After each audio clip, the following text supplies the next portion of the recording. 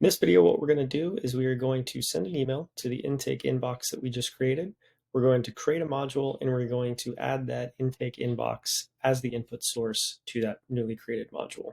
So first, let's actually send an email to the intake inbox that we created.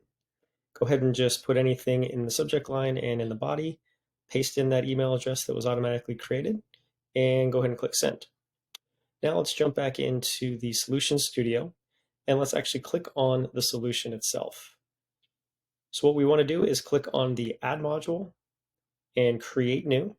And let's go ahead and name this Inbox Triage.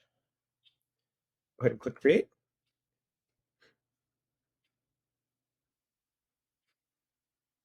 Now we're in the Module Studio, and in Tonkean we read everything left to right. So let's go ahead and start all the way over here on the left and add in the input data source that we want to monitor. So when we click on it, we'll only see one, and that is the intake inbox that we created in the previous video. So go ahead and click this. We have two options. We can filter on all emails, meaning that every single email that is sent to that email address will be monitored, or we can custom filter on any criteria that we want. If you want to custom filter and see all the fields and criteria, click on this blue icon, and you'll see all of the different fields that you can filter on. So for instance, if we type in created date, we can filter on emails that were created in the past 2 days.